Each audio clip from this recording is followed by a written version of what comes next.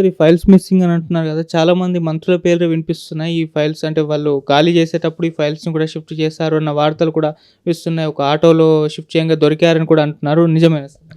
ప్రజలైతే ఈరోజు ఏమనుకుంటున్నారంటే ఈ ఫైల్ షిఫ్టింగ్ విషయం లోపల మంత్రులు ఛాంబర్ల నుంచి వెళ్ళిపోతున్నాయంటే ఇంత దొంగలు ఉన్నారా, ఇంత క్రిమినల్సా మంత్రులు అంటే, ఇన్ని రోజులు మనం దొంగల పాలనలో బతికామా అనేదాన్ని భయపడుతున్నారు, నవ్వుకుంటున్నారు. అంటే ఒక అంశాన్ని ఎప్పుడు కూడా గౌరవంగా ఫైల్ని వదిలేసిపోతారు. అది అట్లాంటిది నువ్వు ఫైల్ పట్టుకొని పోయి తగలబెట్టాలు, తీసుకుపోవడాలు, ఎత్తుకపోవడాలు ఉన్నాయంటే ఈరోజు మనం దేన్ని చెప్పుదాము ప్రజలకు, ఏ విధంగా చూద్దాం అనేది చాలాగా ఆలోచించాల్సింది. ఇప్పుడు ప్రజలు మాత్రము ఈ చేష్టలన్నింటినీ దొంగల పాలన అనే దాన్ని మాత్రము నాతోనే చాలామంది అన్నారు. ప్రజలు మీరు ఎవరిని అడిగినా కూడా అది చెప్తారని అనుకుంటున్నాను.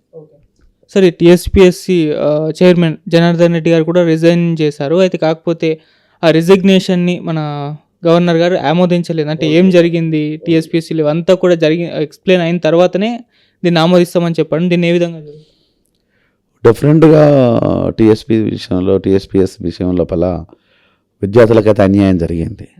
10 సంవత్సరాలలో ఏదైతే మనం ట్యాగ్ లైన్ నిధులు నియామకాలు, నీళ్లు నిధులు నియామకాలు అనుకున్నామో, నియామకాలు మాత్రము ఈరోజు అనుకున్న స్థాయిలో కాదు, చాలా దిగువ స్థాయి లోపల నియామకాలు జరిగినాయి. ఇలా నిరుద్యోగుల కన్నీళ్లు చావులకు కారణమైంది జనార్దన్ రెడ్డిని మాత్రము డెఫినెట్గా ప్రాసిక్యూట్ చేయాల్సిందే. జనార్దన్ రెడ్డి అండ్ టీం దాని వెనకాల ఎవడెవడున్నాడో, మంత్రులు కావచ్చు, ఎవడైనా ఏ స్థాయి ఉన్నా కూడా డెఫినెట్గా అది రేవంత్ రెడ్డి వాళ్ళ మీద చర్యలు తీసుకుంటాను కూడా తను చాలా బహిరంగంగా చెప్పాడు. తీసుకోవాలని ప్రజలు కూడా ఆశిస్తున్నారు. సరే, ఇక ఏపీ పాలిటిక్స్ విషయానికి వస్తే ఏంటి పరిస్థితి? మరి జగన్మోహన్ రెడ్డి గారు గెలిచే అవకాశం కనిపిస్తుందా, లేకపోతే చంద్రబాబు గారు అండ్ పవన్ కళ్యాణ్ ఇద్దరు పొత్తుతో వస్తున్నారు కాబట్టి ఈ పార్టీ గెలిచే అవకాశం ఉందా? ఏంటి సార్ ఇప్పుడు ప్రజెంట్ పరిస్థితి చూసుకుంటే? అంటే తెలంగాణలో మార్పు కోరుకున్నారు, మరి ఏపీలో కూడా మార్పు కోరుకుంటున్నారు, లేకుంటే ఇదే పార్టీతో కంటిన్యూ అవుతారా? సర్వేలు కూడా ఏం చెప్తున్నారు? సో ఏపీ విషయానికి వచ్చినప్పుడు జగన్మోహన్ రెడ్డి పాలన విషయం లోపల కొంత సంతృప్తి ఉన్నా కూడా చాలా వరకు వ్యతిరేకత ఉందనే విషయం మాత్రం ప్రభుత్వం గమనించాల్సింది. అంటే సంతృప్తి అనేది ఎక్కడంటే, ఎవరికైతే మనం డబ్బులు పంచుతున్నామో, ఎవరికైతే ఆటోలు పంచుతున్నామో, ఎవరు చేస్తున్నామో చేయకూడదు అంటేప్పుడు అది ఆటోల వరకు అయితే ఓకే, ఒక ఎంప్లాయ్మెంట్ ఉంటుంది. కానీ నెల వాళ్ళ అకౌంట్లో డబ్బులు వేయడం మాత్రం దాన్ని వ్యతిరేకిస్తాను. నువ్వు ఎంప్లాయ్మెంట్ని క్రియేట్ చేయాలి, బానిసలను కాదు కదా. ఎంప్లాయ్మెంట్ను క్రియేట్ చేయకుండా, హెల్త్ ఎడ్యుకేషన్ ఉచిత ఇవ్వకుండా వాళ్ళకు నువ్వు డబ్బులు ఇచ్చేస్తే మళ్ళీ ఆ హెల్త్ కోసం ఎడ్యుకేషన్కి వచ్చేసి మళ్ళీ ఉన్నత వర్గాల దగ్గరికి రావాల్సిందే. వాళ్ళకి ఏం ఉపయోగం అంటే ఆ చేతి నుంచి డబ్బులు ఇచ్చి ఈ చేతి నుంచి తీసుకుంటున్నాం. ఇది మరెందుకు జగన్మోహన్ రెడ్డికి అర్థం కావట్లేదు అనేది ఒక అంశము. ఈసారి చంద్రబాబు నాయుడికి జగన్మోహన్ రెడ్డి నెత్తి మీద పాలు పోసినట్టు అరెస్ట్ చేసి జైలు పంపాం. అది బాగా నెగిటివ్గా జరిగింది. ఆ నెగిటివ్ నుంచి బయటపడతాడని అనుకోను. సో దాన్ని ఒకసారి చెక్ చేసుకుంటే బాగుంటుంది. నేను మా సిన్సియర్ అప్పీల్ జగన్మోహన్ రెడ్డికి, చంద్రబాబు నాయుడుకు డెఫినెట్గా ఈసారి గతం చేసిన తప్పులు చేయకుండా, ప్రజల్ని మర్చిపోకుండా, ఒక చుట్టూ ఉన్న కోటరీల లోపల మాటలు వినకుండా ప్రజలను ప్రజలుగా గుర్తించి గౌరవిస్తే ఈసారి డెఫినెట్గా చంద్రబాబు గారే అధికారంలోకి వస్తారు. మరి ముఖ్యంగా తను ఆలోచించాల్సిన విషయం ఏంటంటే, ప్రజలకు ఏది కావాలనో ప్రజల విజన్తో ఆలోచించమని నేను అప్పీల్ చేస్తున్నాను. ఎన్టీఆర్ గారు ఆ రోజు నాయకులు అనేవాళ్ళు యూత్ను పట్టుకొచ్చాడు, ముఖం తెలియనాడు. ఈరోజు మీ నాయకులు ఎవడన్నా వెళ్ళిపోతే వారిని తీసుకొచ్చే ప్రోగ్రాం కాకుండా కొత్త వాళ్లకు, కొత్త నాయకత్వానికి, కొత్త ఊపిరి, కొత్త రక్తానికి మీరు సహకారం అందిస్తారని కోరుకుంటున్నాను. అది ఇక నెక్స్ట్ పవన్ కళ్యాణ్ విషయానికి వస్తే, ఆయన అనవసరంగా తెలంగాణకు వచ్చి పోటీ చేసి పరువు పొడగొట్టుకున్నాడు. అంటే కామన్ సెన్స్ ఏ కొంచెం ఉన్నా కూడా తెలంగాణకు రాకుండా వచ్చింది. ఆయనకి ఇక్కడ సీట్లు లేవు, ఓట్లు లేవు. అలాంటిది ఇక్కడికి వచ్చేసి ఏం చెప్పాలనుకున్నాడు? బీఆర్ఎస్ని గెలిపియడం కోసము బీజేపీతో కలిసి పోటీ చేసిండే తప్ప ఇక్కడ ఎఫెక్ట్ డెఫినెట్గా ఆయన మీద చాలా నెగిటివ్ కనిపిస్తుంటుంది. ఇలాంటి తప్పిదాలు ఇక మీద జరగకుండా ప్రజల పక్షాన కనుక కొట్లాడేనట్టు అయితే సిన్సియర్గా కొట్లాడమని నేను పవన్ కళ్యాణ్ సూచిస్తున్నాను. నువ్వు అక్కడ వచ్చేసేమో వ్యతిరేక ఓటును చీల్చొద్దంటావు, ఇక్కడ వచ్చేసేమో వ్యతిరేక ఓటు నువ్వే చీలుస్తావు. అంటే దీన్ని ఎట్లా అర్థం చేసుకోవాలి మా అలాంటి వాళ్ళము? సో ఇది పవన్ కళ్యాణ్కు గౌరవమైంది కాదు. ఇక్కడ ఇలాంటి ఓటమి పాలైపోయి ఇక్కడ పరువు పట్టుకొని ఏపీ లోపల రేపు అధికార పార్టీ నీ మీద ధ్వజం ఎత్తడానికి పవన్ కళ్యాణ్ స్కోప్ ఇస్తున్నట్టు. ఇట్లాంటివి నువ్వు ఇవ్వకుండా ప్రజల సమస్య కోసం ఉద్యమిస్తే బాగుంటుందన్నది ఒక మిత్రుడిగా నేను సిన్సియర్ అడ్వైజ్ చేస్తున్నాను. సార్ పవన్ కళ్యాణ్ గారికి దాదాపు అంటే పొత్తు కాబట్టి ఎన్ని సీట్ల వరకు ఇచ్చే అవకాశం ఉంది సార్? నాకు తెలిసినంత వరకు అయితే 30 వరకు ఇస్తుండొచ్చు అనుకుంటున్నాను. ఎందుకంటే సామాజిక వర్గాన్ని సమీకరణలు ఇవన్నీ చూస్తుంటారు కాబట్టి 25 నుంచి 30 వరకు ఇస్తుండొచ్చు. ఒకవేళ కనుక వాటిని గెలుచుకొని చేసినట్టు అయితే డిసైడింగ్ ఫ్యాక్టర్గా మారిపోతాడు. సో ప్రజల కోసము ఆయన డెఫినెట్గా ఆంధ్ర ప్రజల కోసం అయితే చాలా సందర్భాల్లో చాలా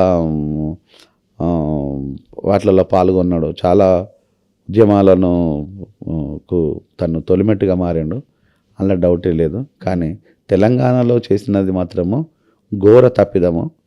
ఆ తప్పిదాంతో పక్కన పెట్టేస్తే ఆంధ్రలో తనకంటూ కొంచెం యాక్టివ్ పార్ట్ని అయితే చూపిస్తున్నాడు. సార్ తెలంగాణలో పోటీ చేస్తారు, ఎటువంటి ఇంపాక్ట్ చూపించలేదు. మరి దీని యొక్క ప్రభావం ఏపీ ఎలక్షన్స్ పైన ఏమైనా పడే అవకాశం ఉందా?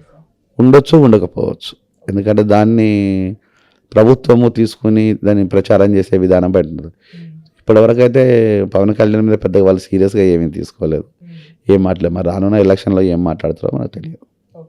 సార్ రీసెంట్గా పవన్ కళ్యాణ్ గారు ఒక మీటింగ్లో చెప్పడం చూస్తున్నాం, అంటే సీఎం క్యాండిడేట్ అనేది నేను చంద్రబాబు గారితో ఎలక్షన్స్ తర్వాత డిసైడ్ చేసి నిర్ణయిస్తాం, నా స్థానంలో నేను గెలిచి నాకు వచ్చిన స్థానాలన్నీ గెలిపించుకుంటే నేను కూడా సీఎం అడగచ్చు అని చెప్పేసి చెప్పడం చూస్తున్నాం. మరి ఏంటి, ఆయన చీఫ్ మినిస్టర్ అవ్వాలనుకుంటున్నారా? అంటే దాదాపు టీడీపీ వాళ్ళని అడిగితే చంద్రబాబు గారే చీఫ్ మినిస్టర్ అభ్యర్థి అని కూడా చెప్తున్నారు ఈ పొత్తులో భాగంగా. మరి ఏంటి సార్? టీడీపీ శ్రేణులు డెఫినెట్గా చంద్రబాబు అనే అనుకుంటారు. ఆ ప్లేస్లో వేరే ఎవరిని ఊహించుకోరు, ఎవరు వచ్చినా కూడా భరించారు. ఇక ఈయన విషయానికి వస్తే, పవన్ కళ్యాణ్ విషయానికి వస్తే తప్పకుండా ఆయన చెప్పిందైతే కరెక్టే. ఆయన లాస్ట్ టైం రెండిట్లో నుంచి రెండు కాన్స్టిట్యూన్సీ నుంచి ఓడిపోయింది కాబట్టి సరే తను గెలిపించుకుంటే కొంతవరకు డిమాండ్ డిసైడర్ ఫ్యాక్టర్గా మారిపోతుండదని నేను కోరుకుంటున్నాను. మారిపోవాలని కోరుకుంటున్నాను, డిసైడింగ్ ఫ్యాక్టర్గా ఉండాలని కోరుకుంటున్నాను. అంటే సార్ 30 అని అంటున్నారు, దాదాపు 30 కాకుండా ఒక 50 ఇచ్చినా కూడా చీఫ్ మినిస్టర్ అయ్యే అవకాశం అయితే ఉండదు కదా సార్? ఆయనకి 50 ఇస్తారైతే నేను అనుకోను, 50 ఇస్తారైతే అనుకోను. ఎందుకంటే తెలుగుదేశం పార్టీ కోసం పనిచేసే శ్రేణులు ఉన్నారు, వాళ్ళు ఇప్పటి వరకు చాలా కష్టపడి పనిచేస్తారు. 50 సీట్లు ఒక ఈయనకే ఇచ్చినట్టు అవుతే ఇబ్బందికరమైన విషయాలే ఉంటాయి. ఇస్తారని కూడా అనుకోను, ఇవ్వరు కూడా. సార్ ఈ విషయంలో, ఈ చీఫ్ మినిస్టర్ విషయంలో టీడీపీ వర్గాలు ఎందుకు మౌనంగా ఉన్నాయి? అంటే గతంలో లోకేష్ గారిని కూడా ఎవరు చీఫ్ మినిస్టర్ అభ్యర్థి అన్నప్పుడు నవ్వుతున్నారు తప్పితే చెప్పట్లేదు, ఎందుకు సార్ అంత సైలెన్స్? అంత అవసరం లేదనుకుంటాను నేను కూడా. ఇప్పుడు చీఫ్ మినిస్టర్ అనేది చాలా ముందున్న విషయం. ఇప్పుడు చంద్రబాబు గారు అయితే 100% చీఫ్ మినిస్టర్ వ్యక్తి, అలా డౌట్ లేదు. ఇక పవన్ కళ్యాణ్ చంద్రబాబు నాయుడు అని ఇద్దరు విషయంలో వచ్చినప్పుడైతే దాన్ని పార్టీలు అయితే చెప్తాయని అనుకోను. చెప్పకపోవడమే పార్టీలకు సంబంధించిన గౌరవాన్ని ఇస్తుంది, ప్రజలకు కొంత ఇబ్బంది లేకుండా ఉంటుంది. లేదు అనుకుంటే ఈ వ్యక్తి చీఫ్ మినిస్టర్ అంటే ఆ వర్గానికి కోపం, ఆ వ్యక్తి అంటే ఈ వర్గానికి కోపం కాబట్టి సో అట్లాంటి విషయాలు ముందు చెప్తారని అనుకోను. అది పోస్ట్ పోలింగ్ మీదే డిసైడ్ ఉంటుంది, ప్రీ పోలింగ్లో ఇట్లాంటివి అని ఏమి ఉండకపోవచ్చు. సార్ ఇప్పుడు టీడీపీ జనసేన ఈ కూటమి గెలుస్తుందని చెప్పారు, అంటే ప్రభుత్వం మీద ఉన్న వ్యతిరేకత వీళ్ళ గెలుపు కారణం అవుతుందా, లేకుంటే చంద్రబాబు గారికి మరొక అవకాశం ఇద్దామని ప్రజలు అనుకుంటున్నారా? ప్రభుత్వం మీద అయితే విపరీతమైన వ్యతిరేకత ఉంది. ఇప్పుడు ఆల్కహాల్ విషయంలో కావచ్చు, ఈ పంపకాల విషయంలో కావచ్చు, బడుల విషయంలో కావచ్చు, ఎంతో కొంత చేసినా కూడా ఈ డబ్బులు పంచే విషయంలో మాత్రం కొంత వ్యతిరేకత ఉంది. అంటే కొన్ని సామాజిక వర్గాలకు డబ్బులు ఇచ్చినంత మాత్రాన వాళ్ళని ఏదో ఉద్ధరించినట్టు కాదు, అది మోసపూరితమైన పంపిణీ ఉంది. సో ఇట్లాంటి ఈ తప్పులు ఉన్నాయి కాబట్టి యాంటీ ఓటు ఏదైతే పోలరైజ్ అవుతుందో అది డెఫినెట్గా తెలుగుదేశం పార్టీకి బలాన్ని చేకూరుస్తాయి. సో అది గెలుపు దిశగా ఉంటుందని నేను నమ్ముతున్నాను. సార్ వైఎస్ఆర్సీపీ పార్టీ వాళ్ళేమో 175 పక్కా మావే అని వాళ్ళు చెప్తున్నారు, మరి ఏంటి, ఎన్ని సీట్ల వరకు గెలవచ్చు ఏ పార్టీ? సో కేటీఆర్, కేసీఆర్, హరీష్ రావు కూడా అన్నాడు పక్కా మేమే హ్యాట్రిక్ కొడతాం. ఇప్పుడు ఎక్కడ ఏం కొట్టిండో అర్థమైంది, బాత్రూంలో ఆయన హ్యాట్రిక్ కొట్టిండు. వీళ్ళు వచ్చేసి మా అడ్రస్ లేకుండా పోయిండు, ఇది కూల్చాలా అది కూల్చాలా అని వేస్తున్నారు. ఇట్లాంటి పదవులలో అధికారాలు ఉన్నప్పుడు కళ్ళు కనిపించకుండా నోటికి ఏది వస్తే అది మాట్లాడే వ్యక్తులను చాలామంది చూసాము. అట్లాంటి దాన్ని పెద్ద పట్టించుకోవాల్సిన పని లేదు. ప్రాక్టికల్గా చూస్తే బాగుంటుంది. సో ప్రాక్టికల్గా ప్రజలు ఏమనుకుంటారో తెలుసుకుంటే బాగుంటుంది. ఆ విధంగా ప్రభుత్వాన్ని నెలకొని ప్రజలకు ఉన్నట్టయితే మనం వద్దనుకున్న వాళ్ళే ఓట్లు ఇస్తారు. ప్రజలకు కష్టం నష్టం జరుగుతుంటే హ్యాపీగా ఇంటికి పంపించేస్తారు. సరే, ఇక వైసీపీ పార్టీలో చూసుకుంటే 11 మంది నియోజకవర్గ ఇన్ఛార్జీలు మార్చడం, ఇటు ఆర్కేగా మన ఎవరు ఆళ్ళ రామకృష్ణారెడ్డి అతను రాజీనామా చేయడం. సో ఇదంతా కూడా ఎందుకు, ఏం జరుగుతుంది వైసీపీ పార్టీలో? మరి ఇది రాజకీయ కుట్ర జగన్ గారు చేస్తున్నారా, లేకుంటే పార్టీ అలా మారిపోతుందా? ఇంకా చాలామంది రాజీనామా చేసే అవకాశం ఉందని కూడా చెప్తున్నారు, దాదాపు 50-60 మంది వరకు. మరి ఎలక్షన్స్ టైంలో ఇటువంటి రాజీనామాలు, ఇటువంటి మార్పులు అనేవి పార్టీకి ఏమైనా నష్టం చేకూర్చే అవకాశం ఏమన్నా ఉందా, లేకుంటే ఇది లాభంగా వెళ్ళే అవకాశం ఉందా? మార్చడం అనేది ఆ పార్టీకిలో ఉన్న అంతర్గత విషయం. అది మనకైతే సంబంధం ఉందని అనుకోను.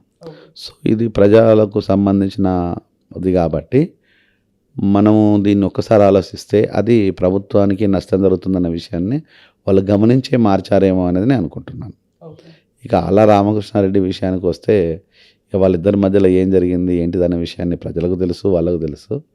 సో ఆ తప్పిదాలను ఎట్లా కవర్ చేసుకుంటారు అనే విషయం జగన్కి తెలియాలి. సార్, ఇది జగన్ గారి కుట్ర అని కూడా అంటున్నారు. ఆళ్ళ రామకృష్ణారెడ్డి గారిని, అంటే ఆయన్ని రాజీనామా చేయించడం వెనుక జగన్ గారే ఉన్నారు, ఇది ఒక మాస్టర్ ప్లాన్, ఎలక్షన్ టైంలో వ్యూహం అని అంటున్నారు. మరి ఏ విధంగా? అయ్యుండొచ్చు, వ్యూహంలో భాగం అని మీరే అంటున్నారు కాబట్టి అయ్యుండొచ్చు. సో రాజకీయంగా సో ఎదగాలి అనుకున్నప్పుడు కొన్ని మెట్లను ఉపయోగించుకోవాలి. మరి మెట్టుకు ఉపయోగపడతాడా లేకపోతే మొత్తానికి కూలిపోతుందా ప్రభుత్వం తెలియదు కాబట్టి అది వాళ్ళకే తెలియాలి. సార్, దాదాపు 80 మందికి కొత్త వాళ్ళకి అవకాశం ఇచ్చే ఛాన్స్ ఉంది ఈసారి జగన్ గారు అంటున్నారు. మరి 80 మంది కొత్త వాళ్ళకి ఇచ్చేస్తే వీళ్ళంతా కూడా రెబల్స్గా మారే అవకాశం ఉంటుంది కదా, ఎవరైతే నియోజకవర్గంలో అవకాశం ఇవ్వటి వాళ్ళు. మరి ఏ విధంగా ఉంటుంది సెలక్షన్? కొత్త వ్యక్తులకు టికెట్ ఇచ్చే విషయంలో మాత్రం నేను కూడా దాన్ని ఆహ్వానిస్తాను. ఆహ్వానించదగ్గించాల్సిన విషయమే. జీవితకాలం మొత్తం మీద ఒక్కడే వాడు, వన్ తాత, తండ్రి, ముత్తాత, ఈడిపోతే ఇంకోడు, వీళ్ళే అధికారంలో ఉండే కంటే అట్లా మారిస్తే బాగానే ఉంటుంది. సో అది మారిస్తే ప్రతిపక్ష పార్టీలు, ఇతర పార్టీలు ఏమంటాయంటే వాళ్ళు ఎన్ని తప్పులు చేశారో మార్చాలనే అపవాదు కూడా వస్తుంటుంది. కాబట్టి వీటన్నిటిని కాకుండా కొత్త వాళ్ళకు కనుక ఇచ్చేది కనుక ఉన్నట్టు అయితే దాన్ని నేను ఆహ్వానిస్తాను, హర్షిస్తాను. ఆహ్వానించదగ్గాల్సిన విషయమే అది. అంటే సార్, తెలంగాణ ఎలక్షన్స్ని నుంచి గుణపాఠం నేర్చుకుని ఇది జగన్ గారు ఇంప్లిమెంట్ చేస్తున్నారన్న ఒక వాదన కూడా వినిపిస్తుంది. ఎందుకంటే ఇక్కడ సిట్టింగ్స్కి చాలామందికి అవకాశం ఇవ్వడం వల్లనే తెలంగాణలో ప్రభుత్వం కోల్పోయింది బీఆర్ఎస్ పార్టీ. ఇప్పుడు ఆ మిస్టేక్ జగన్ గారు చేయట్లేదు అని అంటున్నారు. దానిపైన 100% కొత్త రాజులో రెండు ఉంటాయి. ఒకటి వచ్చేసేమో వీళ్ళు చేసిన తప్పుడు పనులన్నిటినీ మళ్ళీ క్యారీ ఫార్వర్డ్ కాకుండా కట్ చేయటం. వీళ్ళు చేసిండ్రు కాబట్టి కట్ చేసిండ్రు అనే దానికి ఒకటి ఉంటుంది. నెక్స్ట్ వీళ్ళకే ఇచ్చినది ఏమవుతుందంటే వీడు దోపిడీ చేసేసి నెగిటివ్ ఉంది కాబట్టి పక్క పార్టీ గెలవడానికి ఇంతకుముందు చంద్రబాబు నాయుడు గారిని అరెస్ట్ చేసి నెత్తి మీద పాలు పోసిన అని చెప్పడానికి అన్నట్టుగానే ఆ పాత్రలకు ఇస్తే కేసీఆర్ పట్టిన గతే వైసీపీ కూడా పడుతుంది. సార్, ఇప్పుడు కొత్త వాళ్ళకి ఎంతమందికి అవకాశం ఇస్తే మిగతా అంతా రెబల్స్గా మారే అవకాశం ఉంది కదా, మరి దాన్ని ఎలా డీల్ చేస్తారు?